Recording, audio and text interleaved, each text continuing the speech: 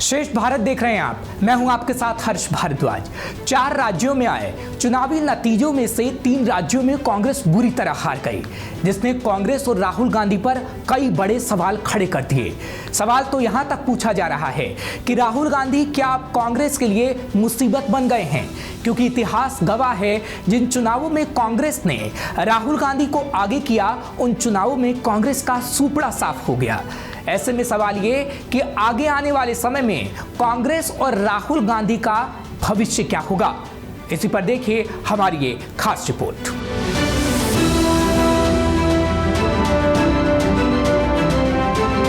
सरकार जारी है, छत्तीसगढ़ में भी जारी है। ये आज का नहीं, ये चुनावों से पहले का वीडियो है जिसमें राहुल गांधी कहते नजर आ रहे हैं कि राजस्थान में कांग्रेस की सरकार जा रही है और छत्तीसगढ़ में भी कांग्रेस की सरकार जा रही है।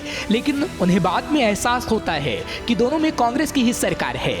लेकिन अब राहुल की वो बात सच हो गई है, क्योंकि राजस्थान, छत्तीसगढ़ और मध्य प्रदेश में बीजेपी ने जीत हासिल कर ली है, जिसके बाद अब इन राज्यों में कांग्रेस की हार का ठीकरा राहुल गांधी पर फोड़ा जा रहा है। ऐसे में सवाल उठता है कि क्या राहुल गांधी कांग्रेस के लिए मुसीबत बनते जा रहे हैं, क्योंकि सोशल मीडिया पर भी अब राहुल गांधी के ऊपर लोग सवाल खड़े कर रहे हैं। कोई कह रहा है कि राहुल गांधी कांग्रेस के लिए पनौती हैं, तो कोई कह रहा है जब तक कांग्रेस में राहुल गांधी हैं, कांग्रेस हारती चली जाएगी। और तो और, जब कांग्रेस चुनाव हारती है तो राहुल गांधी को पार्टी में बढ़ते संकट के लिए जिम्मेदार ठहरा दिया जाता है।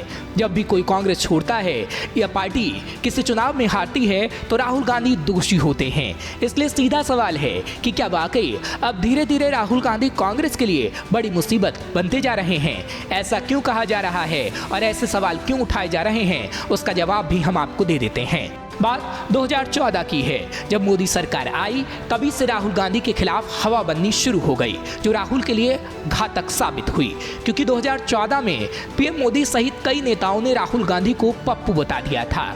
और उसके बाद धीरे धीरे राहुल गांधी के खिलाफ ऐसी हवा बनी कि राहुल गांधी को पप्पू तो कहा ही जाने लगा। साथ ही अगर गूगल पर भी पप्पू लिखा जाता तो राहुल गांधी की तस्वीर ही नजर आती।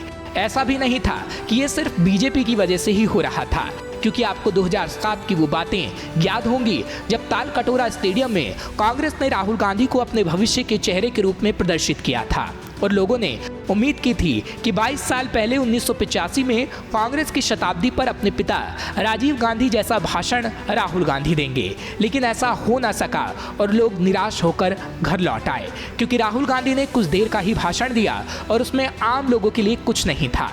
तब लोगों को ऐसा लगा कि राहुल गांधी को राजनीति में कोई इच्छा ही नहीं है, लेकिन कांग्रेस उन्हें जबरदस्ती लाना चाहती है। नतीजा ये हुआ कि 2014 आते आते कई राज्य के नेताओं ने राहुल गांधी में विश्वास की कमी दिखाई और कांग्रेस में ही राहुल गांधी को लेकर आवाजें उठने लगी।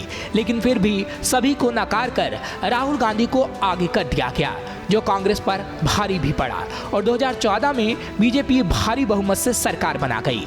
लेकिन उसके बाद भी राहुल गांधी की छवि नहीं सुधरी, क्योंकि उसके बाद कई चुनाव हुए जिसमें राहुल गांधी को आगे रखा गया और कांग्रेस चुनाव हार गई।